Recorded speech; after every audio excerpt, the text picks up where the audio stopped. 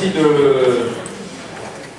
d'être venu ici pour notre séminaire de restitution de notre recherche-action sur la nouvelle économie bio. Alors on va avoir le temps d'expliquer ce qu'on entend par la nouvelle économie bio ce matin et cet après-midi.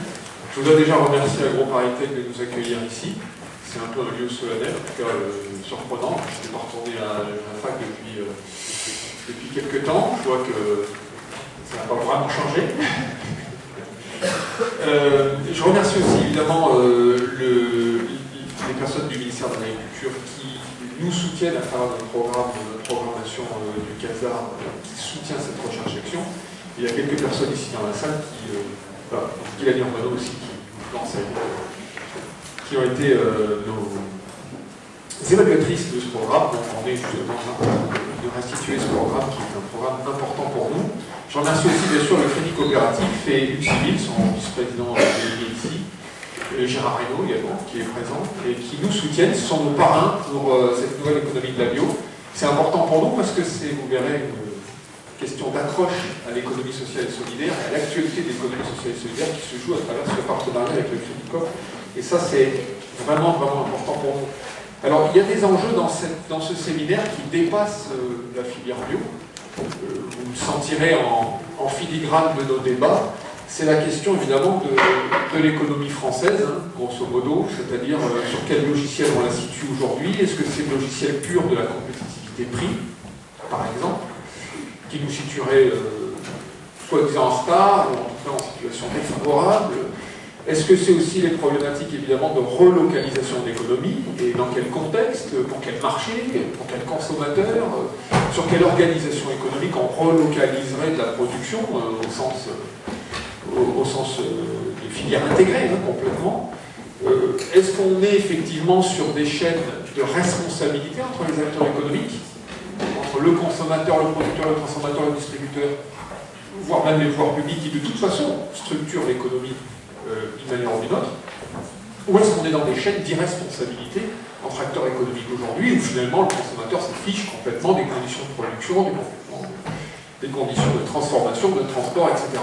Ça, c'est des enjeux lourds aujourd'hui pour notre questionnement sur l'économie, et je trouve qu'à travers cette recherche-action, on y répond d'une certaine façon. Alors par, évidemment, un objet précis. On ne peut pas traiter de grandes questions comme celle-ci en les prenant de front. Nous, on s'intéresse à une chose qui est l'organisation, les innovations organisationnelles des producteurs bio, de la filière amont. Alors, on verra, c'est très précis comme sujet, hein. C'est pas toute la filière, c'est la filière amont. Donc, comment les producteurs s'organisent pour, justement, ils vont le dire, essayer de penser différemment, surtout qu'ils ont connu des contextes plus ou moins favorables à leur filière, et donc ils commencent à avoir une historique économique de cette filière, et donc une capacité d'anticipation et de prospective et d'organisation sur les enjeux de changement d'échelle. Donc nous allons traiter de ces innovations organisationnelles des producteurs bio.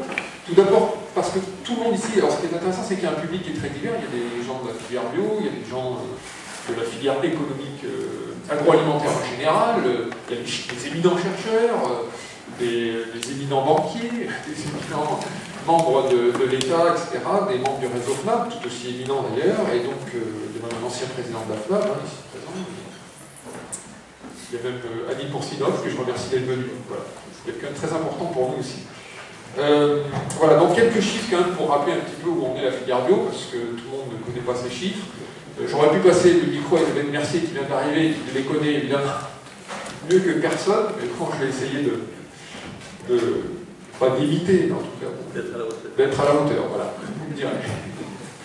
Donc quelques chiffres tout de même pour nous situer, parce que savoir d'où on parle et de quoi on parle, c'est 24 000 exploitations agricoles bio donc fin 2012, ce qui correspond à environ 25% des exploitations françaises. Voilà, ça vous donne un chiffre quand même. Mais c'est des augmentations évidemment très importantes ces dernières années du nombre d'exploitations bio, et ça continue d'évoluer de 2011 à 2012. Même s'il y a eu un fort ralentissement, ralentissement de la dynamique des conversions qui reste même positive. On est arrivé à 1 million d'hectares cultivés en bio, c'est évidemment le résultat des forts taux de conversion des années précédentes, donc ça fait 4% de la surface agricole utile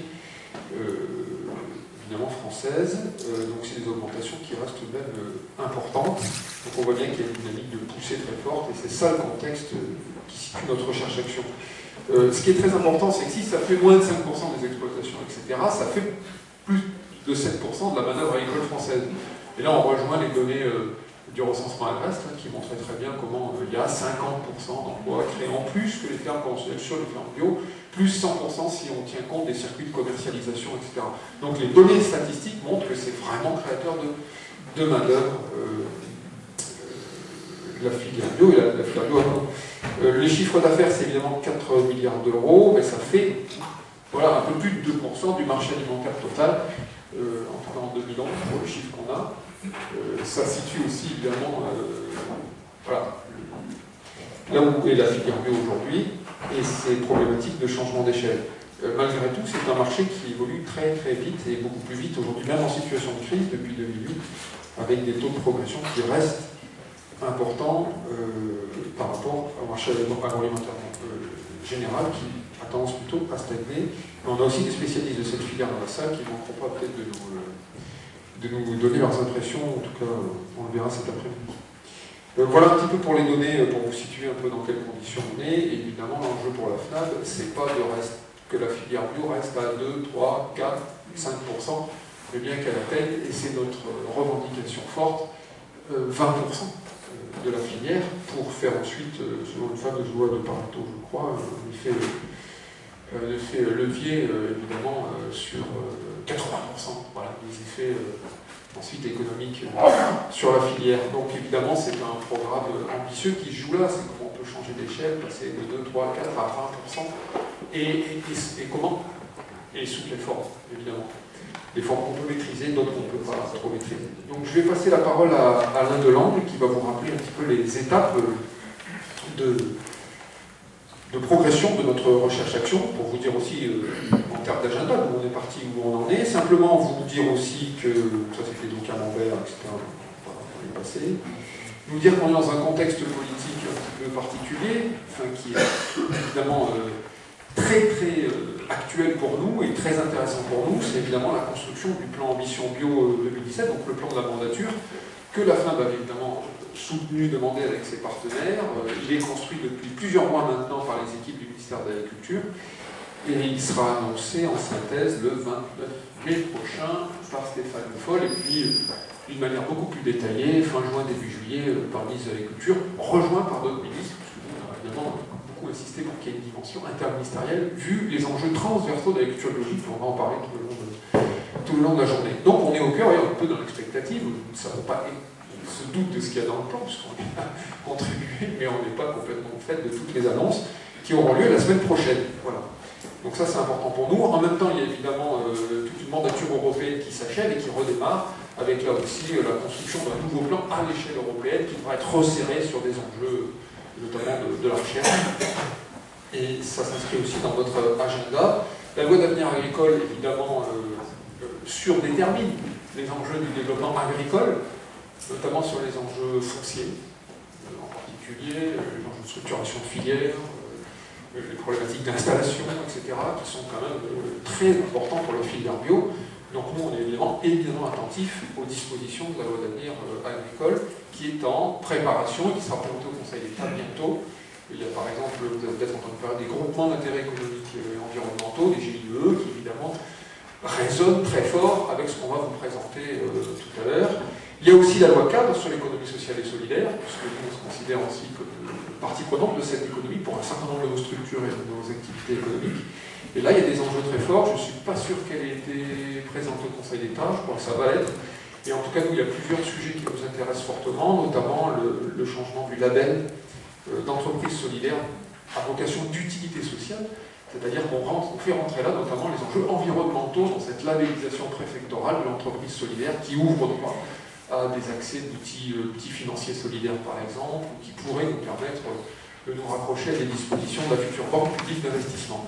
Voilà, donc on est aussi attentif à cette loi 4 sur l'économie sociale et solidaire, qui sera aussi un support juridique important pour le développement de nos innovations organisationnelles. Alain, je te laisse la parole. Alain est secrétaire national de la FNAB et producteur laitier en Normandie. Merci Julien et bonjour à tous. Donc, petit cours d'histoire, mais tout petit, pas d'histoire de l'économie ni d'histoire de l'agriculture, tout simplement un petit peu de résumer un peu notre démarche et comment elle est née et pourquoi on est là aujourd'hui. Donc les choses ont commencé à s'éclaircir pour nous au début de l'année 2011 à notre Assemblée Générale.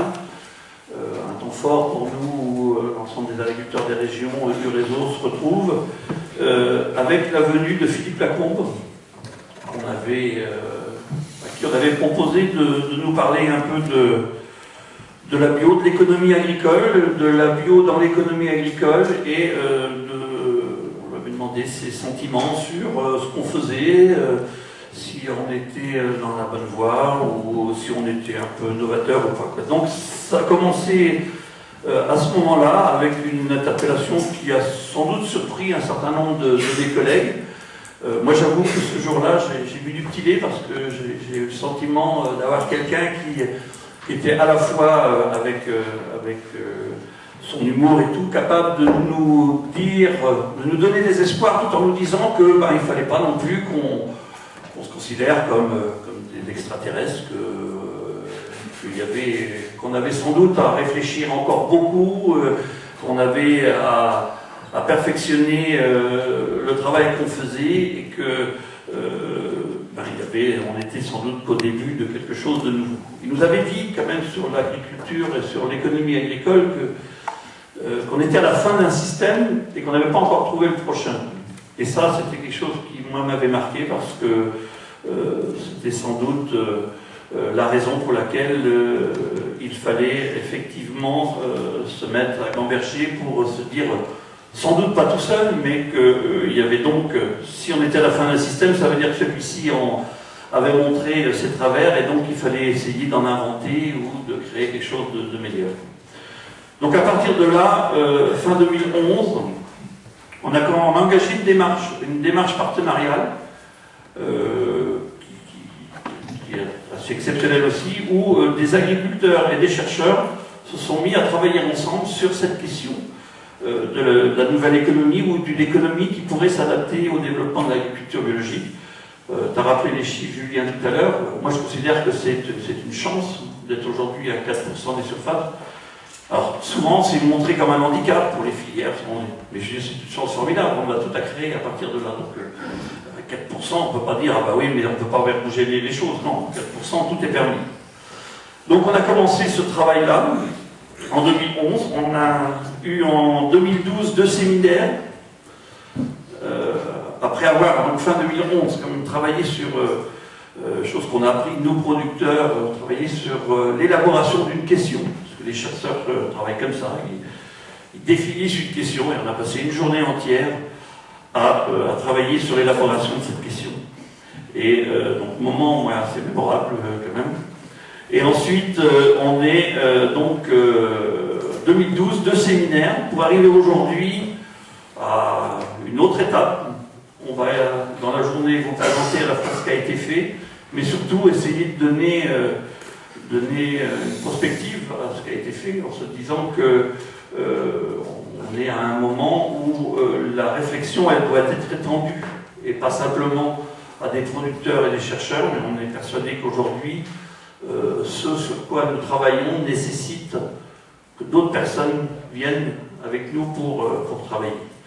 Donc voilà, c'est le but de la journée. Je laisse la parole, Julien, maintenant pour la suite.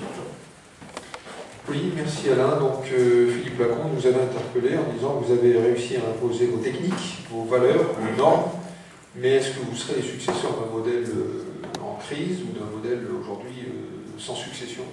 Donc ça c'est aussi, comme tu l'as dit, le moteur de notre réflexion et voilà, ça continue de nous exciter durablement. D'ailleurs, on enverra à Philippe Lacombe l'ensemble de nos travaux, de nos institutions, je sais qu'il suit ça de très près. Donc on va revenir avec Alain et Tony sur pourquoi une recherche-action participative. Parce que réunir des agriculteurs et des chercheurs, etc., pour discuter, effectivement, c'est pas anodin, c'est pas un modèle classique de réflexion. Généralement, les chercheurs pensent et les producteurs, ils produisent. Voilà. Et puis, chacun est bien dans son coin, etc. Donc nous, on s'est dit, bah non, ça fonctionne différemment. On va essayer de les réunir. Donc, Tony, tu vas peut-être nous dire effectivement quels étaient les enjeux pour toi en tant que producteur de cette recherche-action. Bonjour à tous. Alors oui, pourquoi une recherche-action? Ça, c'était une grande question. Je vais essayer de vous donner quelques pistes, en tout cas qui sont les miennes et puis celles qu'on a partagées avec tout le monde. Eh bien, quand j'ai démarré, en fait, mon petit texte, c'était de dire pourquoi on a démarré ça, et je crois que le premier terme qui est venu, c'était penser par soi-même. Penser par soi-même pour mieux se connaître, pour mieux se comprendre, et puis surtout pour définir nos attentes et pouvoir mettre en place, en fait, définir nos attentes et nos objectifs, et être en capacité de se projeter dans justement la construction d'un nouveau système agroalimentaire qui répond précisément à ces attentes que l'on avait définies au préalable. Alors qui, selon moi, plus intéressant et valorisant qu'être pensé par les autres, qui est le début de la conventionnalisation, où là, en fait, nous devenons dans ce schéma le maillon faible du système.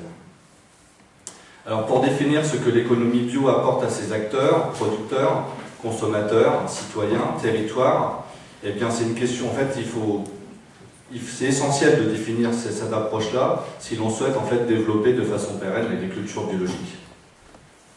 Alors nous sommes certainement, nous sommes en permanence confrontés à un discours dominant sur compétitivité-prix, je l'ai mis entre guillemets, et c'est pourquoi les producteurs biologiques aujourd'hui souhaitent montrer comment ils font l'économie et comment et pourquoi la bio peut être une partie intégrante de la transition écologique et sociale du modèle agroalimentaire.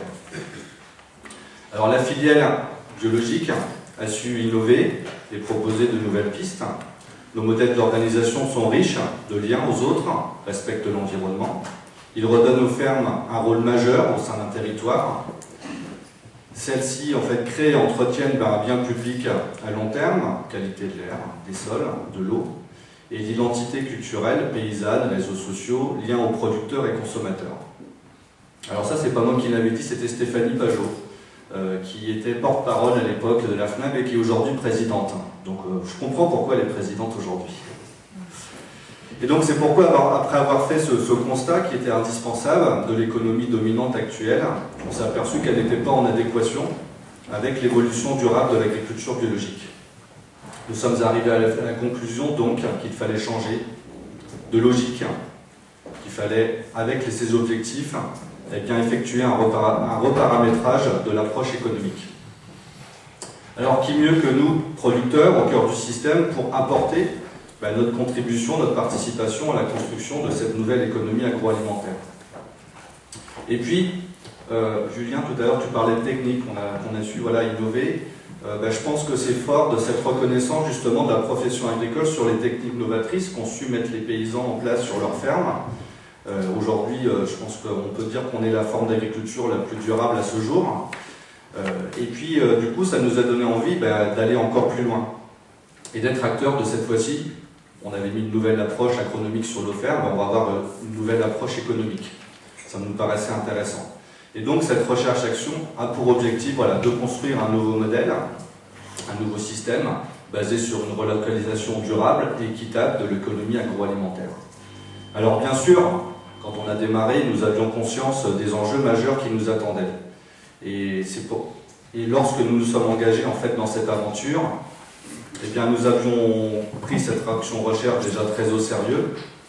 Et parce que nous pensons que notre avenir et celui de nos enfants se jouent en ce moment, nous souhaitions construire quelque chose d'autrement.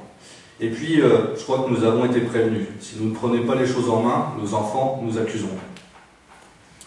Alors, d'entendre parler d'économie, de marché, d'économie, de voir le monde marcher sur la tête, servant les intérêts des uns au détriment des autres, nous avons voulu, d'une part, aborder cette recherche-action sans fatalité et sans idéologie, c'était très important, et d'autre part, sortir de ce cadre agricole contextuel pour être à même de se projeter dans des scénarios qui seront novateurs. Selon nous, produire, transformer, distribuer, consommer bio n'est pas une finalité en soi, c'est un début. Et nous voulons que cette économie soit vecteur de mutation de nos territoires, pour protéger notre écosystème, qui nous est cher et dont nous faisons partie, pour recréer du lien social qui nous fait défaut et qui apportera de nouvelles relations humaines, et pour créer un système résilient, qui nous montrera qui nous mènera, pourquoi pas, vers ce que je pourrais appeler, ou ce qu'on pourrait appeler l'économie du bonheur. C'est vrai qu'aujourd'hui, c'est pas des mots qui sont souvent associés. Alors c'est pour cela que les producteurs et les OEPB ont endossé le rôle de chercheurs. Un exercice difficile, très difficile, et périlleux, mais combien passionnant et instructif. Mais il faut dire que c'est un peu une habitude culturelle chez les producteurs bio et dans la bio. Alors moi je voudrais dire un grand merci à tous ceux qui nous ont accompagnés dans cette démarche, plus particulièrement tous les chercheurs qui nous ont apporté leur contribution combien précieuse face aux défis que nous nous étions lancés. Voilà, merci à tous. Merci Tony. Alors il a lâché un petit acronyme qui c'est OEPB. Oui, je n'ai pas expliqué, j'avais... Organisation économique de producteurs bio. C'est un acronyme très raisonnable, voilà, mais qui veut dire que les producteurs bio ont construit des outils économiques de différentes formes, différents statuts pour effectivement commercialiser leurs produits, transformer, etc., etc. Alain, tu veux rajouter deux trois mots sur ces enjeux ou je passe la parole à... Je laisse, Oui, deux, trois choses par rapport aux enjeux. Il y a une chose moi que j'ai appris, même si je ne suis pas allé très très longtemps à l'école, c'est que en termes d'économie, gérer c'était prévoir. Et je crois que c'est une démarche qui est importante. Alors on peut prévoir à court terme, à moyen terme, à long terme, mais je crois qu'on ne peut pas se projeter dans l'économie sans justement se projeter dans l'avenir. Donc ça paraît quelque chose de fondamental par rapport à la démarche qu'on engage. On est dans une volonté par rapport à la bio d'un changement d'échelle. Je crois que moi qui suis producteur aujourd'hui depuis une quinzaine d'années en bio, je dis régulièrement lorsque je rencontre des personnes où on parle un peu du sujet, la bio à 4%, ça n'a aucun intérêt, si ce n'est celui d'entraîner un changement d'agriculture et faire évoluer un système. Mais sinon, si c'est resté dans un petit groupe, voilà, je crois que ça ne peut pas dire grand-chose. Donc on a bien cet enjeu qui est important du changement d'échelle et de pouvoir se dire, si on veut changer d'échelle, il faut aussi qu'on imagine quel lien il peut y avoir entre la façon dont on va commercialiser nos produits, la relation qu'on va établir entre le monde de la production, le monde de la consommation, sans oublier tous ceux qui travaillent et qui font un métier entre deux. Il faut dès maintenant qu'on envisage ça, parce que moi j'ai le sentiment, alors peut-être que tout le monde ne partage pas, mais je pense que si il y a des problématiques en agriculture aujourd'hui, c'est en particulier la façon dont on a commercialisé les produits. Donc c'est primordial, au stade où on en est en bio, de se dire, réfléchissons à la façon dont on va créer ou recréer du lien entre tous les acteurs, entre les citoyens par rapport à l'agriculture. C'est peut-être la meilleure façon de faire changer le système de production. On verra, on dira tout à l'heure, on dira un peu plus en détail sur les termes qu'on a choisis dans le cadre de la question qu'on a posée, parce que c'est quelque chose de fondamental et on verra justement l'incidence que ça peut avoir. Donc voilà, c'était des petites choses simples. Merci à vous deux. Donc c'était les raisons vues par les producteurs de la recherche-action participative, être pensé par soi-même, gérer, prévoir, anticiper, croiser les points de vue, se poser les bonnes questions. Alors quel est le point de vue du chercheur justement, qui nous a un petit peu aussi accompagnés tout au long de ces séminaires? Pendant le VLI, est-ce que les producteurs sont des bons chercheurs? Est-ce qu'ils sont en train de piquer mon boulot? Voilà, c'est ça. Non, en fait, plutôt que répondre à cette question, je préfère botter en touche là-dessus pour l'instant, c'est souligner pour moi, qui justement a été associé à votre démarche, en quoi elle me semble particulièrement intéressante, et je vais signaler un petit peu trois raisons par rapport à ça. La première, pour un petit peu aussi nuancer ce que Julien disait tout à l'heure, c'est pas si rare que ça que les chercheurs travaillent avec les acteurs. Ce qui est plus rare ici, et ce qui est plus exceptionnel dans la démarche, c'est que finalement ce soit les acteurs eux-mêmes, pour reprendre une terminologie de chercheurs, les agriculteurs en l'occurrence, qui pilotent véritablement la recherche. C'est-à-dire qu'ils n'interviennent pas comme partenaires ici des chercheurs, mais véritablement ici comme ceux qui la pilotent. Et donc pour moi, ça c'est effectivement quelque chose qui est très remarquable. Tout à l'heure, effectivement, le mot était dit, endosser le rôle de chercheur. Et c'est ça que moi j'observe dans ce travail, de délimiter un certain nombre de problématiques et d'avancer aussi sur une forme d'argumentaire théorique un peu plus général sur la nouvelle économie bio. Alors, dans les diaporamas qui ont servi dans des séminaires passés, il y en avait un où il était écrit « Il n'y a rien de plus pratique qu'une bonne théorie ». Et j'ai trouvé que cette phrase-là, je l'ai bien retenue parce que je le dis pour mes étudiants, c'est bien aussi, je trouve que je suis assez convaincu de ça aussi. C'est-à-dire qu'effectivement, la théorie, c'est sans doute monter en abstraction, c'est définir des concepts, c'est poser des problématiques, c'est tout un effort particulier, mais ça sert aussi fondamentalement à penser les choses très concrètes. Et qu'on a besoin de ces cadres théoriques, ces cadres d'analyse, pour aider à la compréhension, je dirais, du quotidien et du quotidien dans lequel la bio aujourd'hui est engagée. Alors, la deuxième raison qui me semble intéressante, c'est que les problématiques que vous vous êtes posées, qui se posent actuellement, c'est aussi des problématiques qui font vraiment écho, pour le coup, à des choses très importantes dans la recherche en sciences sociales sur l'agriculture biologique. Alors, les termes ici un peu clés, vous les avez prononcés depuis ce matin, c'est changement d'échelle d'abord, hein, ce développement extraordinaire, enfin, très fort sur les 5 dernières années, de la production, de la consommation de la bio, de nouveaux intermédiaires, de nouveaux opérateurs, de nouveaux producteurs, des nouveaux convertis à l'agriculture biologique, et ainsi de suite. Cette situation-là, elle a été observée déjà dans d'autres pays par les chercheurs en économie, en sociologie rurale, et parfois avec des conclusions assez dures. Je pense ici à un travail qui a été beaucoup commenté, beaucoup discuté, qui portait sur les changements opérés en Californie dans la deuxième partie des années 1990, donc c'est des choses qui sont déjà anciennes, mais qui concluait à ce qu'on a pu appeler la thèse de la conventionnalisation. Pour aller un peu rapidement, bien qu'étant dans un amphi, et dans l'habitude de prendre mon temps, cette thèse, quelle est-elle? C'est une transformation assez forte de l'agriculture biologique en Californie, au fur et à mesure qu'elle se développe, qu'elle change d'échelle. Ça se matérialise comment cette transformation? Tout d'abord en termes de pratiques culturelles.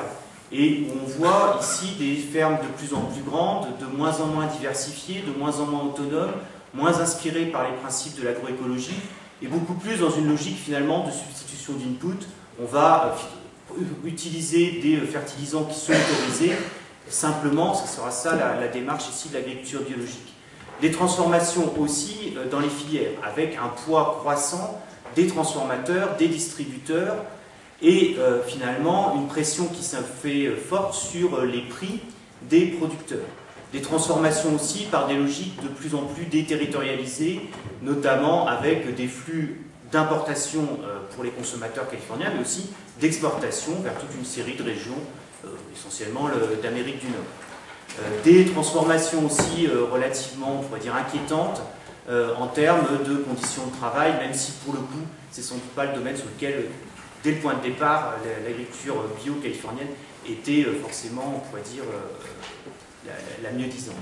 Bon, toutes ces transformations, ce qui était intéressant dans l'étude en question, la chercheuse qui s'appelle Julie Goodman, elle les a corrélées à quoi? Elle les a corrélées à une espèce de dynamique interne qu'elle associerait volontiers au monde du capitalisme, une dynamique où finalement la concurrence sur les produits, la concurrence sur les terres aussi, fait que seuls les gros survivent, les moins-disants survivent, et les autres disparaissent ou presque. C'est ce qu'on a appelé parfois la thèse de la bifurcation, après j'ai terminé, qui est que finalement des petits peuvent demeurer, mais seulement en restant dans des marchés de niche, type ce qui va inspirer nos AMAP, donc les CSA américains. Donc les marchés fermiers, des productions comme ça de niche. Mais finalement, la conclusion de Julie Goodman était, on pourrait dire, un petit peu pessimiste, puisque soit la bio grossissait, mais elle se conventionnalisait, soit elle demeurait agroécologiquement intéressante, diversifiée, etc., mais sur un marché tout petit, vraiment de niche. Bon, ce qui est aussi intéressant dans cette enquête-là, c'est qu'elle a donné lieu à plein de contre-enquêtes en quelque sorte. Alors pas tellement sur le cas californien. Ici, l'idée n'était pas tellement d'aller regarder si en Californie, ce qui avait été vu était bien vu ou pas, mais plutôt de constater, est-ce que ces mécanismes-là, on les voit partout? Auquel cas, dans toutes les économies capitalistes, on pourrait faire une prédiction, en France, on est parti pour la même chose. Et ici, la recherche est intéressante parce que, justement, elle a amené à des résultats plus nuancés que ce que je viens d'énoncer. Nuancé, par exemple, un cas sur la Nouvelle-Zélande. Nouvelle-Zélande, qu'est-ce que montraient les chercheurs? Une partition assez duale en Nouvelle-Zélande entre une économie tournée vers l'export en bio relativement agro-industriel, on va dire, mais une bio nationale en croissance, en développement, pas le marché de niche, mais qui maintient toute une série de principes agroécologiques, qui, par exemple, développe la certification participative pour permettre ici à des exploitations de plus petite taille de rentrer aussi dans la bio, toute une série de concertations avec les acteurs des filières, qui fait que la bio se développe sans perdre tout ce qu'elle avait initialement. Et donc, c'est sur ces mécanismes-là, du coup, pour moi, c'est intéressant de regarder. Est-ce qu'on a une espèce de loi universelle de la dégradation ou de la bifurcation, où nécessairement, dès qu'on est gros, on l'a compris, on est finalement perverti, et restons petits, restons bien purs. J'insiste là-dessus parce que c'est aussi un discours qu'on entend beaucoup dans les réseaux, de réseaux de la FNAP peut-être, d'autres réseaux aussi. Hein, il y a, je pense par exemple même dans un journal comme Politics, qu'un certain nombre d'entre vous écoutent ou lisent, pardon, c'est aussi quelque chose qu'on peut retrouver régulièrement, ce sentiment-là. Bon, je pense que, à titre personnel, cette littérature-là, qu'est-ce qu'elle nous enseigne? D'une part, oui, il y a un certain nombre d'inquiétudes à avoir qui sont liées à la croissance de la bio, à son changement d'échelle, au travail avec un certain nombre d'acteurs nouveaux entrants. Évidemment, je pense ici à la grande distribution, je pense aux opérateurs de la restauration, les collectifs, etc. Enfin, ceux qui, à juste titre sans doute, peuvent être considérés comme des partenaires nouveaux et parfois inquiétants. Oui, on a raison de se questionner là-dessus. Oui, il ne faut pas y aller en se disant tout va bien, c'est formidable. Mais oui, aussi, il ne faut pas être dans une logique, à mes yeux, qui serait strictement fataliste. En tout cas, dans mon sentiment, ce n'est pas non plus ce que nous enseignent les sciences sociales à ce sujet-là. Et ce qu'elle nous enseigne plutôt, ça serait, et c'est en ça vraiment que ça fait écho, ces travaux-là, à la démarche qui est ici opérée, quand même à la capacité des acteurs à peser ici sur l'organisation de leur filière, à peser sur l'évolution de leur économie, dès lors en tout cas qu'ils se donnent les moyens d'avoir cette action aussi réflexive sur comprendre comment que ça marche, comprendre les mécanismes, où est-ce qu'on peut agir, etc. Dernier point, je trouve très intéressant aussi dans la démarche qui est engagée par la recherche-action de la FNAB, c'est le niveau d'analyse. Le niveau d'analyse qui a été obtenu, il y en a un autre qui aurait pu être possible et qui est important, qui est celui de la réglementation. Donc ça, c'est évidemment un enjeu essentiel sur ces histoires de conventionnalisation et aussi de développement, un changement d'échelle de la bio. Ce niveau-là, il est important, il est sans doute très certainement traité par ailleurs. Ici, le niveau, c'est un niveau plus, je dirais, intermédiaire, on n'est pas aux grandes réglementations, qui est plutôt celui, moi, que j'appellerais les dispositifs d'action collective, quelque chose comme ça, où, typiquement, ce qui a été évoqué tout à l'heure, l'organisation ici des OEPV, les organisations des producteurs bio qui, souvent sur des territoires ou sur des filières spécifiques comme la viande ou le lait, vont essayer de peser, d'organiser leur marché, les échanges, la production, de maintenir des prix élevés, ainsi de suite. C'est aussi les organisations EPB toujours, RHD, Restauration hors domicile, qui ont été créées partout sur le territoire français, ou presque, pour développer ici des relations avec les sociétés de restauration collective ou les mairies, les collèges qui s'approvisionnent en bio.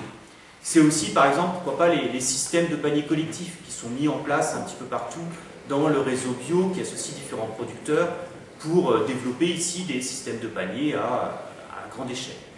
Tous ces dispositifs-là, ils me semblent intéressants. Alors, qu'est-ce que c'est fondamentalement? C'est des personnes.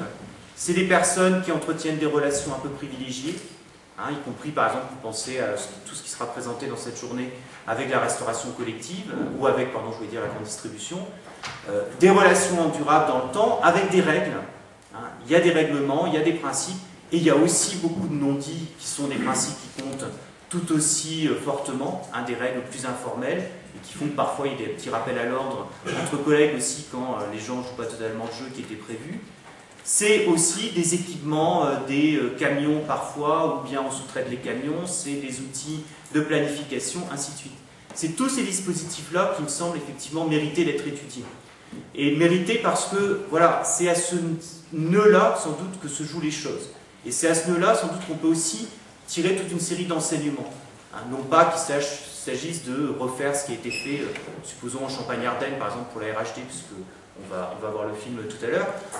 C'est pas cette idée-là, reprendre forcément les mêmes choses partout, les dupliquer. Mais quand même, regardons ce qui a été fait, disons-nous, est-ce que là, il n'y a pas eu une petite idée, quelque chose d'intéressant, une association originale, ce choix il a été fait ici, pourquoi est-ce que nous ça marche, est-ce que ça marche pas? Et voilà, et là de nouveau on rebascule dans cette démarche, à mes yeux, qui est une démarche, pas les yeux, le nez dans le guidon, mais une démarche voilà, de gagner un petit peu en abstraction, en théorie, et donc ce qui me semble être au cœur de la recherche-action. Merci beaucoup Ronan, c'était très intéressant. Moi qui voulais immigrer en Californie, je suis déçu. Pourtant, c'est quand même un beau pays de la bio, on l'a vu. Donc, vous avez vu que le dispositif central de cette réflexion, c'était d'avoir posé une question de recherche et d'avoir travaillé sur une question de recherche. Alors une question c'est quoi? C'est vraiment une proposition qu'il y a lieu d'examiner et de discuter. On a une difficulté, on va trouver une solution. C'est ça une question d'un point de vue vraiment étymologique. Donc on a réuni les producteurs et les chercheurs, les producteurs sur la définition de la question de recherche. Donc c'est quoi le point de départ de notre questionnement? Évidemment, qui pose la difficulté et qui donne la direction de la solution vers laquelle on veut aller, qu'on va illustrer ensuite ce matin et cet après-midi.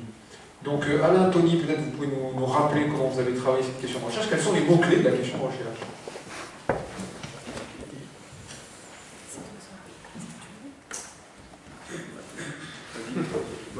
Là, vous allez faire des heures supplémentaires. Quel mode d'organisation des producteurs pour accompagner le changement d'échelle de l'agriculture biologique et permettre une économie agroalimentaire relocalisée, durable et équitable? Voilà l'aboutissement de notre longue question de recherche. Je crois que vous avez compris les principaux éléments avec ce qu'on nous a dit ce matin. Comme avec Tony, on fait une bonne coopération, on va effectivement parler de la question et on va parler chacun de choses particulières dans la question. Mais je vais vous parler un peu de la relocalisation. Pourquoi on a mis le mot relocalisation dans cette question? Il y a des moments où arrivent presque des évidences. Aujourd'hui, vous avez sans doute constaté, comme moi, que le local est quelque chose de formidable. Peut-être qu'on aurait parlé du mondial il y a plusieurs années. Là, aujourd'hui, on a l'impression, tout le monde, ça m'arrive de rencontrer des élus et tout. Le local, c'est le mot qui va sauver le monde.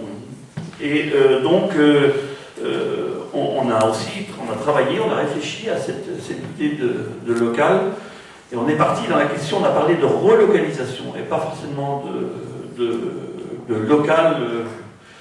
Je crois que ça fait partie des choses qui sont importantes pour nous, parce que ça revient un peu à ce que tu disais, parler uniquement local, c'est peut-être s'enfermer dans quelque chose de très restreint. Parler relocalisation, c'est sans doute accompagner un mouvement. Et je crois que c'est sans doute ce qu'on doit faire au travers de cette discussion, c'est vraiment pouvoir accompagner un mouvement. Et pourquoi, malgré tout, vouloir cette relocalisation? Parce qu'on peut dire finalement c'est beaucoup mieux la mondialisation, c'est beaucoup plus intéressant. Moi j'ai le sentiment qu'avec mondialisation, on peut associer, en termes d'agriculture, le mot monoculture. Je pense que c'est vraiment cette idée de mondialisation qui a sans doute entraîné dans des zones sur le monde, des zones très spécialisées de production. Et j'ai le sentiment, et quand nous avons travaillé la question, le sentiment qu'en travaillant sur la relocalisation, on avait peut-être des chances de recréer un peu plus de diversité. La diversité étant un des mots-clés de l'agriculture biologique. Nous, en tant que producteurs, on a aujourd'hui, en termes d'agronomie, on sait que notre système en bio, il tient par la capacité à avoir des productions diverses, un équilibre entre la production animale et la production végétale. Un terme très simple que nos anciens disaient, on ne mettait pas tous les œufs dans le même panier. Et je crois que c'est ça l'idée de la bio en termes de production.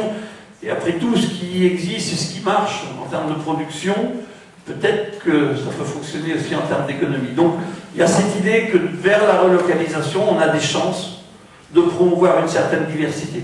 Et je prendrai juste un dernier exemple parce qu'on rencontre sur la restauration collective beaucoup de maires qui nous disent mais nous on fait de l'approvisionnement, je ne sais pas pourquoi j'entends souvent parler de 35 km, ça doit être une zone dans les 35 km.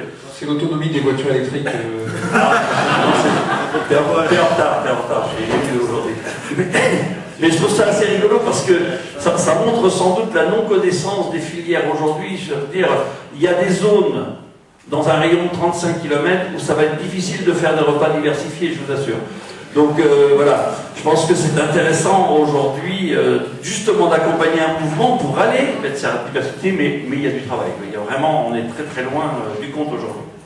Je te laisse parler un petit peu d'équité, un sujet beaucoup plus simple, Tony. Plus simple, je sais pas. Enfin, 35 km, tu parlais de la Champagne-Ardenne ou... Oh ben oui, je pensais plus ça, mais c'est pas. Alors oui, après dans la question, voilà, on avait mis un système durable et équitable. Et puis après on s'est aperçu que durable et équitable, c'était presque la même chose, qu'il y avait beaucoup de points communs entre les deux, mais ça montrait du coup qu'on voulait bien insister sur là où on voulait aller et sur les changements. Donc durabilité, eh bien pérennité et puis une stabilité dans le temps, ça c'est ce que l'on cherche. Avec, pour une organisation où un système soit durable, eh bien il faut qu'il y ait de l'équitabilité, ça veut dire que les deux paramètres sont liés, on ne peut pas créer un système durable s'il n'est pas équitable, et s'il n'est pas équitable, il ne sera pas durable. Et du coup, ces questions-là venaient au cœur du système. Bon, on avait, si vous connaissez les trois piliers du développement durable avec l'économique, le social et l'environnement, l'écologie. C'est vrai qu'aujourd'hui, on va dire que c'est l'économie qui prime et qui tire tout de l'autre côté. Je pense qu'en bio, on a plus un regard sur l'écologie qui est plus développé aujourd'hui. Et puis, on a cet aspect social qu'on a envie de mettre en œuvre aujourd'hui pour arriver. Et puis, je pense que le point central, c'est l'équitable. Donc, si on arrive à créer ça, on arrivera à créer un système stable et pouvoir pérenniser nos actions. Alors, les objectifs, eh bien, réduire les inégalités sociales, réduire les pressions aussi environnementales. Et puis, après, on va dire, il y a les limites du système. C'est vrai, quand on regarde les indicateurs du développement durable, le premier, c'est le PIB. Bon, il y avait quelqu'un qui a dit il n'y a pas très longtemps, qui s'appelait Pierre Rabhi, est-ce qu'on est né pour défendre ce PIB et pour le faire évoluer? Ce sera une question que je vais vous laisser. Et puis après, donc, il y avait tout ce qui était les émissions de CO2 et puis des choses où parfois, en fait, avec des bonnes volontés, on atteint vite, on va dire, des limites. Et puis le développement durable, eh bien, c'est la prise en compte donc, des aspects, je le disais, donc, sociaux, économiques, écologiques, ces trois piliers qui ne font qu'un, on est d'accord, et ça veut dire que ces trois paramètres à l'intérieur doivent trouver une partie, doivent s'embriquer et qu'il n'y en ait pas un qui prenne le dessus sur l'autre pour qu'on arrive à construire quelque chose qui soit durable. Cet équilibre appelle la notion d'équitabilité, on revient toujours sur les deux à chaque fois, et puis il faut que dans l'équitabilité il y a un juste traitement, qu'il y ait une justice en fait, qui se fasse naturellement. Et pour que l'on puisse arriver à obtenir cela, on revient toujours sur le durable. Donc en fait, on ne peut pas arriver à sortir de ces mots-là, on n'a pas arrivé à les séparer, on n'a pas arrivé à en retirer un en disant il y en a. C'est simplement, c'est ce qui souligne que c'est pour nous quelque chose de très important. Voilà, je pense que. Alors si, il y avait une dernière notion que j'avais aussi, on parle beaucoup d'équitable nord-sud, et aujourd'hui on commence à parler qu'il existe aussi le nord-nord.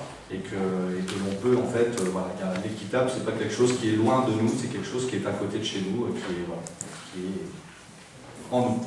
Merci Tony.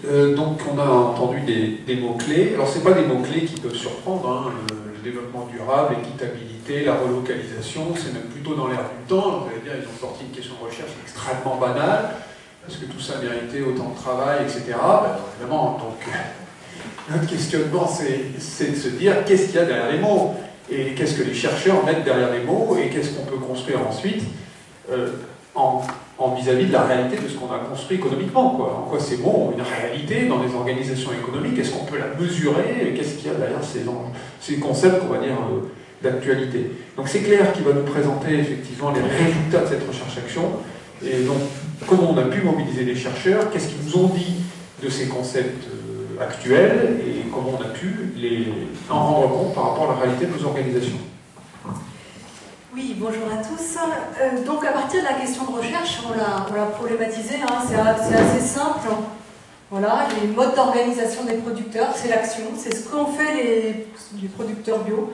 Et l'idée, c'est bien, dans cette recherche-action, d'éclairer, de mettre en avant des innovations organisationnelles qui ont eu lieu dans un contexte où l'agriculture biologique était en phase d'émergence.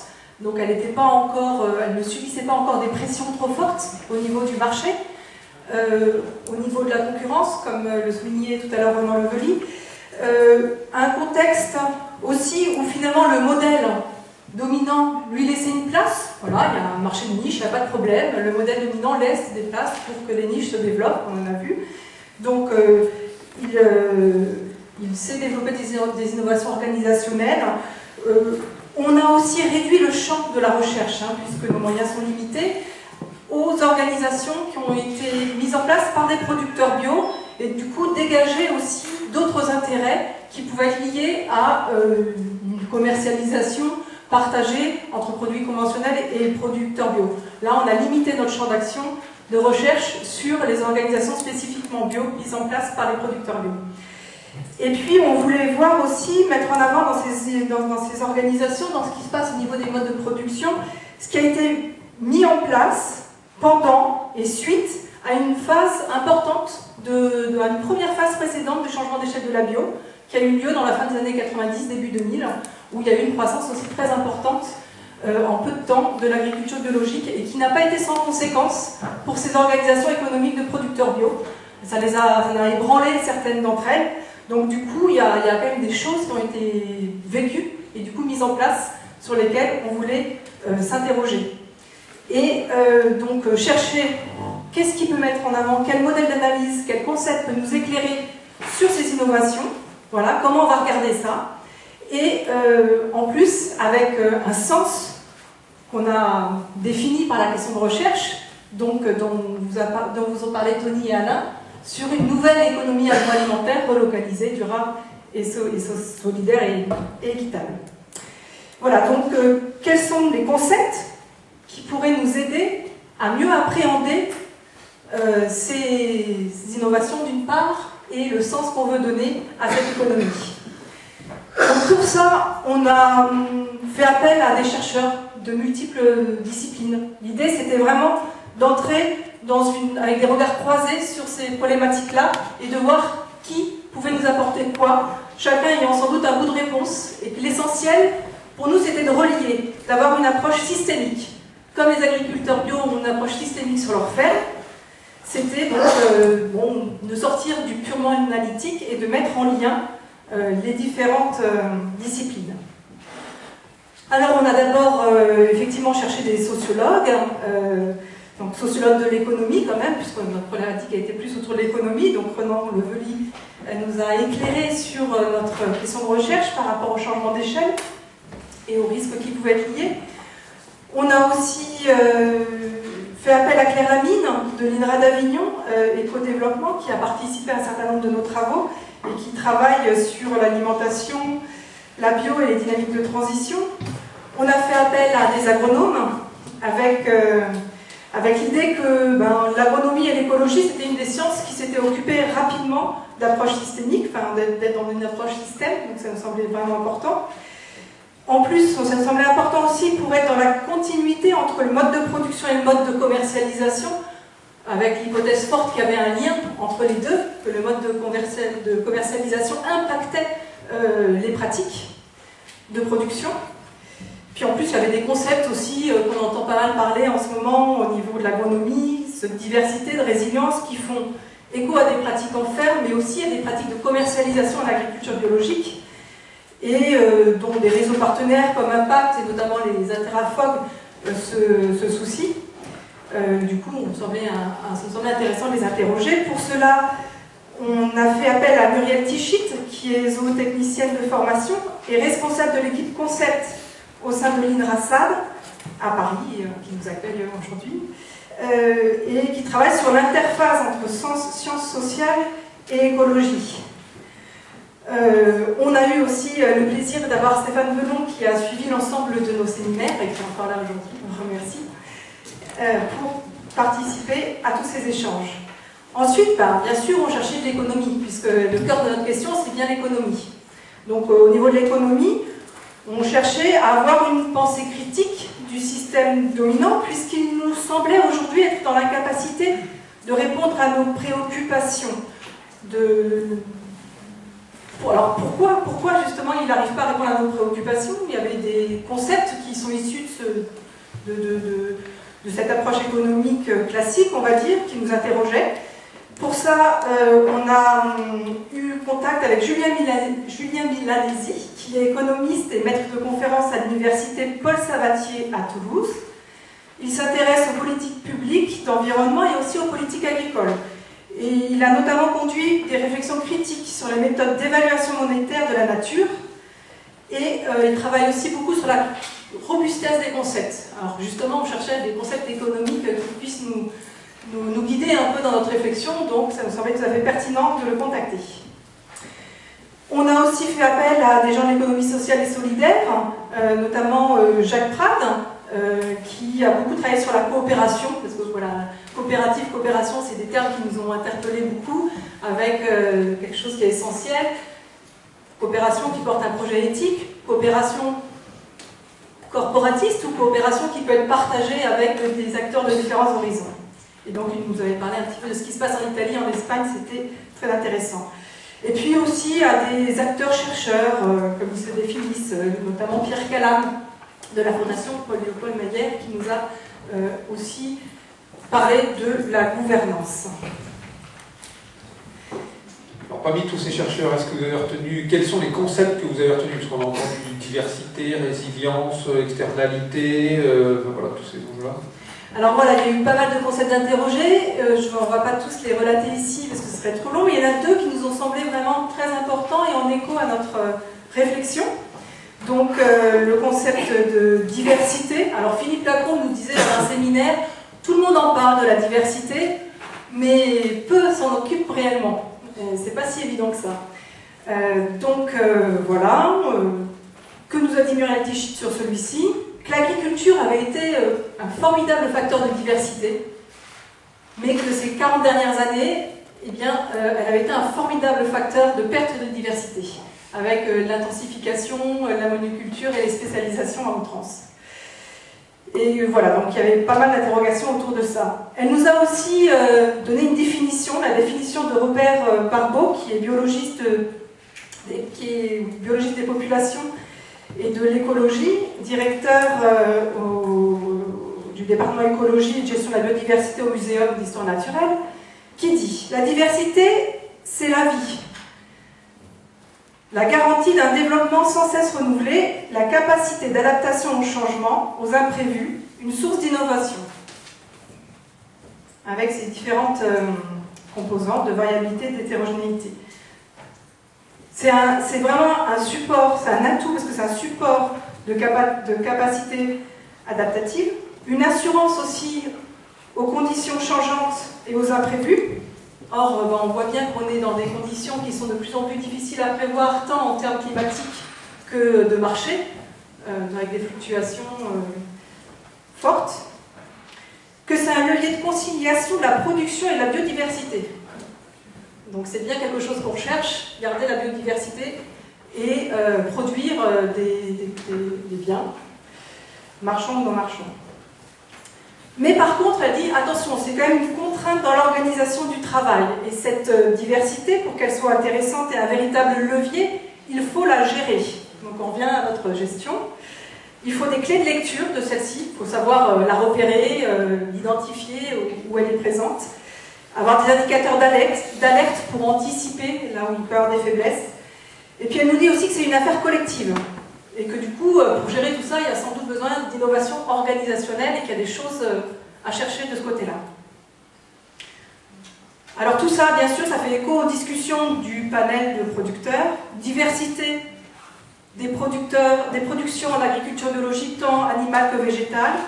diversité des fermes et des systèmes en général, diversité pédoclimatique, diversité des acteurs avec le changement d'échelle de la bio, diversité des circuits de commercialisation, dont on pense que c'est vraiment fondamental en bio. On a la chance d'avoir aussi des réseaux de magasins spécialisés qui donnent une diversité plus grande.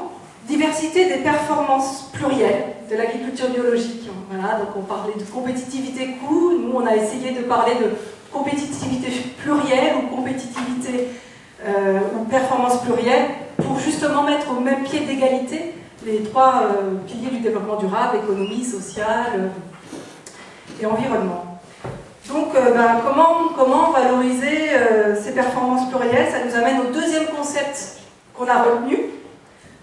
Donc comment gérer les diversités, comment valoriser ces diversités de performance. Donc ça nous amène au deuxième concept que Julien Milanesi nous a exploré pour nous, qui est le concept d'externalité.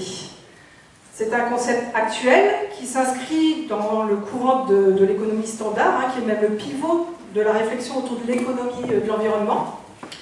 Est-ce qu'il est pertinent pour nous? Est-ce qu'il permet de valoriser et est-ce qui permet une rémunération des performances plurielles de la bio, pour justement assurer l'amélioration et la garantie de ces pratiques autant sociales qu'environnementales et économiques. Bon, il nous dit qu'au niveau des externalités, qui sont des interdépendances non marchandes, donc non prises en compte dans le marché, qui sont pas rémunérées par le marché, ce concept-là peut être utile pour argumenter au niveau de l'agriculture biologique.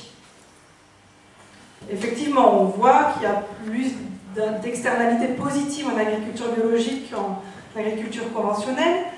On peut souligner à ce compte un rapport ou une étude du Commissariat général au développement durable sur les coûts des principales pollutions agricoles de l'eau, où on voyait qu'au niveau de l'agriculture biologique, il y avait des coûts évités. Mais au-delà de cette argumentation, il nous dit que finalement c'est un concept qui n'est pas très robuste. Parce que comment chiffrer la perte de la biodiversité, par exemple? Parce que ça sous-entendrait qu'il faudrait chiffrer toutes les externalités négatives et toutes les externalités positives pour pouvoir les réinternaliser dans le marché, pour pouvoir les compenser, soit par des taxes, soit par des aides. Et puis il nous dit que surtout, au-delà de ça, c'est un concept qui nous fait penser de travers, puisqu'il nous fait considérer les externalités comme marginales, comme anormales, comme un dysfonctionnement. Or, c'est l'inverse qui est vrai.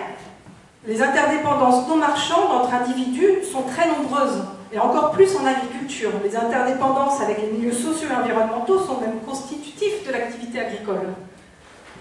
Du coup, ces interdépendances, elles sont vraiment au cœur du système. Et en plus, elles vont croissantes. Les interdépendances environnementales et alimentaires avec le changement climatique, par exemple. Et avec la mondialisation, ça engendre encore plus d'interdépendance. Donc voilà, il nous invite plutôt à garder ce concept d'interdépendance qui est né de la rencontre d'écologues et d'économistes. Et pour lui, par exemple, il nous montre ce que ça peut engendrer dans la façon de penser. S'il y a deux agriculteurs qui partagent une même ressource en eau, dans le cas de l'externalité, si un agriculteur conventionnel par exemple, ou même d'autres usagers qui utilisent la même ressource en eau, si la ressource en eau elle est polluée, dans le cas de l'externalité, finalement, chacun est considéré isolément et limité à une rationalité purement économique, et la relation entre le pollueur et les autres utilisateurs de la ressource va se faire par une médiation technique de calcul de coûts évités ou de choses comme ça, si tant est qu'on puisse la faire. Alors si on réfléchit en interdépendance, ça amène à penser que la ressource elle est commune aux différents usagers et qu'elle engage du coup une responsabilité collective. Et donc il nous dit voilà, c'est plus intéressant de penser en termes d'interdépendance parce qu'il permet de caractériser les ressources, leur utilisation, et de réfléchir du coup à des solutions de gouvernance de celle-ci. De dire que voilà, c'est une ressource commune. Ce concept explique aussi la création de nouvelles institutions autour de la gestion de ressources communes. Voilà pour les deux principes concepts qui nous ont amenés à faire un modèle.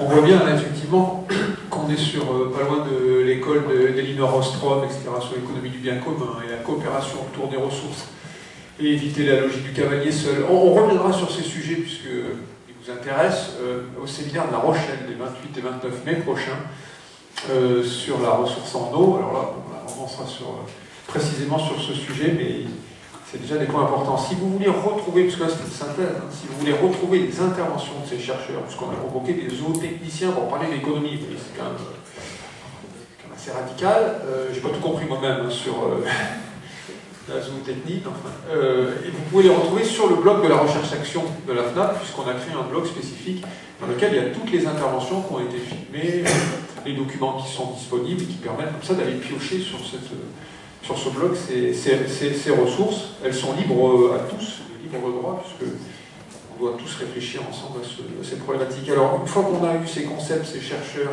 ces questions de recherche, on a abouti à quel modèle, Claire ? On a abouti à un modèle où on a identifié 3 pôles d'interdépendance avec les hypothèses suivantes. Le premier pôle, c'est un pôle un projet éthique qui est multidimensionnel, qui ne tient pas seulement à une rationalité économique, mais qui remet bien au même niveau l'économie, le social, l'environnement. Un deuxième pôle qui est un pôle des acteurs diversifiés. Alors on a dit qu'on parlait des OEPB, mais les OEPB, elles ont fait des choses avec d'autres.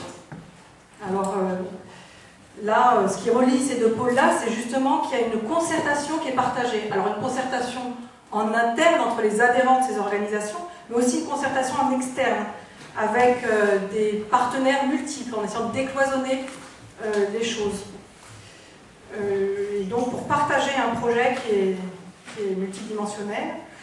Troisième pôle d'interdépendance, c'est les échelles territoriales. En fait, ces acteurs, ils investissent et ils mobilisent des ressources à différentes échelles territoriales pour valoriser la diversité de leur production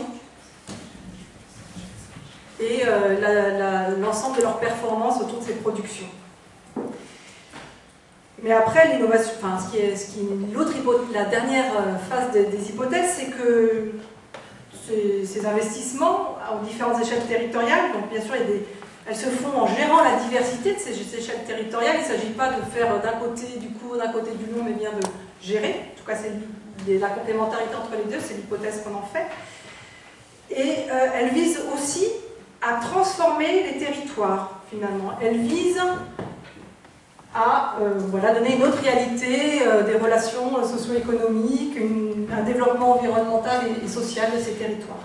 Voilà, ça c'est les hypothèses qu'on a fait. Et donc, suite à ces hypothèses, on a réalisé 13 entretiens auprès d'organisations économiques de producteurs bio pour valider est-ce que les OEPB, comme dans notre jargon, intègrent et cherchent à gérer effectivement ces interdépendances et est-ce que ces différents pôles sont présents dans leur discours mais aussi dans leur pratique, comment c'est mis en dispositif, si on peut le repérer ou pas. Bon, ces premiers entretiens, c'était une étape, c'était essentiellement pour valider le modèle et pas forcément pour repérer l'ensemble des dispositifs mis en pratique, mais il y en a déjà quand même un certain nombre qui sont apparus de façon fort intéressante. Voilà, et donc le résultat de ces entretiens, c'est que effectivement les organisations économiques ont bien ces 3 pôles et ces hypothèses. Alors pas toutes les organisations ne répondent pas tous à l'ensemble de ces hypothèses, mais l'ensemble y contribue largement, avec un projet multidimensionnel à chaque fois, des acteurs diversifiés. Alors tous ne sont pas présents dans toutes les organisations, mais dans les 13 qu'on a interrogés, on a pu identifier un nombre important d'acteurs. Et puis des échelles territoriales qui sont investies aussi de façon complémentaire. Pour illustrer, je ne vais pas revenir sur ça, mais pour illustrer, on a préféré donner quelques exemples sur les organisations économiques, comment elles mettent en processus tout ça. Et donc, du coup, j'ai sollicité Christophe Baron, le président de Biolay, pour qu'il nous parle un petit peu de ce qu'ils ont mis en place en termes de gouvernance et de concertation interne et concertation multi-acteurs pour partager justement un projet global. Donc c'est un peu le premier lien entre projet éthique et acteurs, et quelle concertation entre les deux. Oui, donc bonjour à tous. Quand on parle de concertation, juste en écho à ce qui était dit précédemment, quand on parle de nouveaux modèles, je me dis c'est peut-être des modèles qu'il y a derrière. On va voir comment ça avance dans la journée, mais j'ai peine à croire que quand on va faire de la concertation, ce soit dans un sens précis qui vise à construire un seul modèle. Juste pour vous situer un petit peu Biolay, pour mieux comprendre après ce que je vais pouvoir vous en dire tant au niveau de la concertation interne que externe. Biolay, c'est un groupement de producteurs qui est né en 1994, donc qui est vraiment né de la volonté des producteurs, hein, avec Jacques, administrateur actuel de Biolay et un des fondateurs qui a largement contribué avec un tour de France en voiture à créer les contacts nécessaires sans autre aide que les réseaux et les organisations de producteurs bio qui pouvaient exister à l'époque, plus à travers les réseaux FNAP ou autres. Et je crois que c'est un travail titanesque qui a été fait à l'époque pour créer, parce qu'il est devenu le groupement avec une croissance quand même qui a été assez rapide, hein, de 6 producteurs dans la zone, on va dire, Sud-Bretagne, Loire-Atlantique. On était à près de 300 producteurs en 2001, donc 7 ans plus tard. Et donc dans cette première période, Biolay est né sur une forme de, je veux dire, critique d'un modèle, mais aussi cette chance que Alain qui disait tout à l'heure, quand on est à 4%, on a la chance de pouvoir créer. À l'époque, l'agriculture bio, c'était moins de 0,5%. C'est encore une chance supplémentaire de pouvoir créer. Et là où il y avait des espaces qui étaient occupés sur l'agriculture conventionnelle, l'agriculture biologique était tellement infime, ne serait-ce que pour la collecte du lait, que ça laissait place à une structuration nationale un peu originale. Et ça a été Biolay avec un projet donc, pour les producteurs, cette volonté aussi, je crois, de coller à une forme de coopération agricole réelle, en ayant un peu la critique sur celle qu'avait construit la génération de nos pères et grands-pères, et en se disant, nous on restera dans un positionnement producteur. Je crois que c'est important de le dire par rapport aux questions de filières qu'on essaie de construire après, et on garde toujours aujourd'hui cette volonté de rester dans notre fonction de producteur, et quelque part ça nous oblige à rester fidèles à la défense des intérêts des producteurs. Il y a eu une seconde phase qui a fait apparaître une dimension solidaire, qui fait qu'une organisation économique, dans une phase où le marché est devenu un petit peu plus compliqué entre 2002 et 2007, on a vraiment joué la solidarité à Biolay. Il a fallu restructurer économiquement, et ça ne s'est pas fait au détriment des producteurs, parce que tout le monde est resté dans la maison, ou du moins ceux qui faisaient le choix d'y rester, avec cette volonté d'avoir un prix commun. Je crois que c'est un élément qui a marqué une période qui a été vécue forcément avec un peu de douleur quand les résultats économiques sont pas au rendez-vous. Et puis a suivi la dernière période où là on est tout à fait dans la problématique du changement d'échelle de l'agriculture biologique, c'est-à-dire de 220 producteurs en 2006-2007, on est, enfin quand je dis producteurs c'est exploitation, adhérents au groupement, on est aujourd'hui aux environs de 600, donc avec 1200-1300 personnes derrière. Donc multiplier l'organisation par presque 3 et les volumes par 4 en l'espace de, on va dire, 5 ans, forcément, la question de s'interroger sur ce qu'on fait de nos idées, et est-ce qu'on est seulement économique ou est-ce qu'on garde une dimension forte, éthique, on a été amené à se la poser. Donc quand tu parles de problématique de concertation sur un plan interne, juste pour vous dire comment on fonctionne, et ce qui fait qu'aujourd'hui je pense qu'on arrive à tenir un petit peu l'éthique et la démocratie propre à un groupement comme le nôtre, c'est que quand un producteur frappe à la porte de Biolay, il y a un administrateur ou un adhérent référent. Les adhérents référents, ils ont été donc créés, on va dire, il y a 2 ans, cette idée d'avoir des relais sur les zones entre l'administrateur, parce qu'un conseil d'administration de 15 membres pour une organisation qui regroupe 600 exploitations, à un moment donné, il y a un problème mathématique quand même dans ce que peuvent faire les hommes, et les journées ne durent que 24 heures et on en dort une partie. Donc les adhérents référents sont là pour créer le lien, et il n'y a aucun producteur qui ne rentre à Biolay, même s'il y a pu avoir dans l'engouement qu'a suivi le Grenelle de l'environnement vraiment des arrivées massives. Mais on a un principe aujourd'hui qu'on s'est redit depuis, c'est que tout producteur qui frappe à la porte, il est rencontré, il y a une discussion avec soit un administrateur, soit un adhérent référent. L'adhérent référent, il y a des formations qui lui permettent de s'approprier le projet, l'histoire de l'organisation.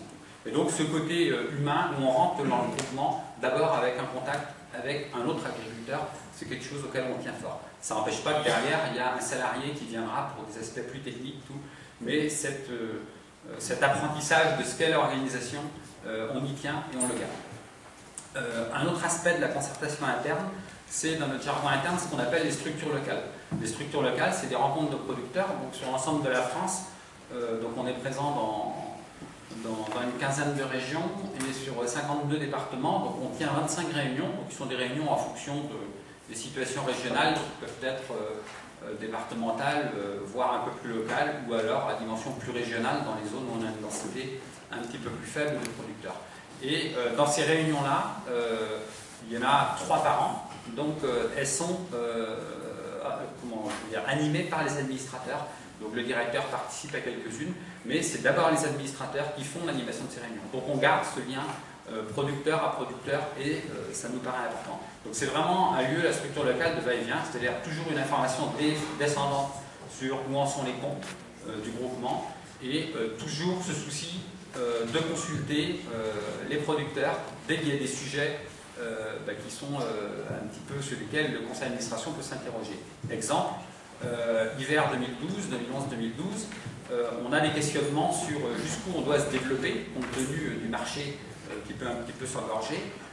Honnêtement, si on avait fait un vote au conseil d'administration en décembre 2011, je pense que le conseil d'administration aurait choisi la prudence et de dire on fait une pause dans les conversions tout de suite. Il y a eu consultation des structures locales. Les structures locales, et donc majoritairement, il y a plus d'un producteur sur 2 qui participe. Donc ça veut dire que quand on a un écho dans les structures locales, ça donne quand même, et ça influence réellement le conseil d'administration. La réalité derrière, c'est que quand on s'est retrouvé au conseil d'administration, il y a eu un fléchissement et le conseil d'administration a voté l'accueil de nouveaux producteurs. Ça ne veut pas dire qu'on ne s'est pas reposé la question après, parce qu'on a quand même le devoir aussi de gérer avec des éléments qui sont liés à l'économie du groupement, mais c'est un facteur influençant.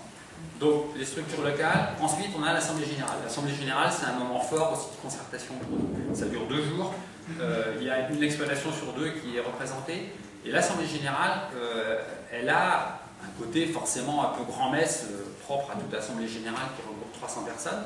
Mais l'an dernier, on a eu une surprise, je dirais presque agréable comme administrateur. Certains producteurs nous plaignaient parce qu'on avait été mis en minorité. Le conseil d'administration est arrivé, c'est un petit exemple, mais qui vous donne un petit peu l'état d'esprit dans lequel on travaille. On a craint il y a 3 années dans le Finistère, en 2011, de ne pas avoir le quorum. Parce qu'on a un quorum qui oblige à 50% pour que l'Assemblée Générale puisse se tenir. Et donc, quand on a vu ça, on s'est dit le groupement est grossi quand même, c'est peut-être important de ramener le quorum à 40%. Donc débat au conseil d'administration, tout. On propose le quorum à 40% à l'Assemblée Générale. Commence un débat qui a duré 3 quarts d'heure, avec des prises de parole, disons, assez actives, dynamiques, et il s'ensuit un vote, et le conseil d'administration est mis en minorité. 75% de l'Assemblée Générale dit bon, on garde le quorum à 50% parce que ça nous oblige. Et donc, les gens étaient au rendez-vous les 2 années qui ont suivi. Et donc on dépassait le quorum de 50 ou 60 voix. Donc voilà, ça vous donne un petit peu l'enjeu de la concertation interne. C'est vrai que c'est un niveau d'exigence fort, mais c'est quelque chose dont je ne pense pas, avec modestie, dire qu'on en est un petit peu fier quand même, et on a à cœur de tenir ça même à 600 exploitations. Deuxième aspect que tu évoquais, c'est concertation externe. Donc sur la concertation externe, je prendrais volontiers le travail qui est mené depuis 13 ans avec le réseau Biocop, dans le sens où ça a été une intuition aussi qui est partie un petit peu de rencontres entre des gens de Biocop et de Violet à l'époque, pour créer une dynamique filière avec un transformateur, un distributeur, et donc en l'occurrence nous comme mouvement de producteurs pour la partie laitière, où on se met autour de la table, on discute, et ça obéit à quelques principes. On se pose aussi qui ne sont pas que des arguments commerciaux. On parle de transparence, on parle de respect, disons, de la part de chacun. On parle de durabilité, parce que c'est vrai qu'une histoire qui remonte à 13 ans, c'est quand même pas rien, et qui est de durée. Et donc, je crois que c'est un exemple de la volonté de Violet aussi de se dire on veut avoir ces concertations externes parce qu'elles sont gages, peut-être de principes économiques un petit peu différents. Voilà, je m'excuse, j'ai peut-être duré à peu près 5 minutes. J'en arrête. Merci. Merci beaucoup, Christophe. On va demander à Jean-François de Glory, du coup, de nous illustrer. Il va se faire porte-parole de Bretagne Viande Bio, nous dire deux mots sur qui il est et qui est Bretagne Viande Bio. Pour nous illustrer la deuxième partie, en fait, c'est finalement cette mobilisation des acteurs diversifiés, comment elle s'inscrit dans des échelles territoriales et qu'elle permet de valoriser la diversité des productions. Alors oui, bonjour à tous. Bretagne Viande Bio, en fait, ça fait partie de la Fédération économique des éleveurs bio de France. J'excuse René Lecourtois, le président de Bretagne Viande Bio, qui ne pouvait pas être là aujourd'hui. Donc je vais essayer de vous expliquer un petit peu comment ce qu'est Bretagne Viande Bio et comment il est né. En fait, c'est né dans les années 90-91. Je pense que ce qui est intéressant de voir dans cette naissance de structure de producteurs bio en Bretagne, c'est en fait cette rencontre entre les producteurs et puis les bouchers.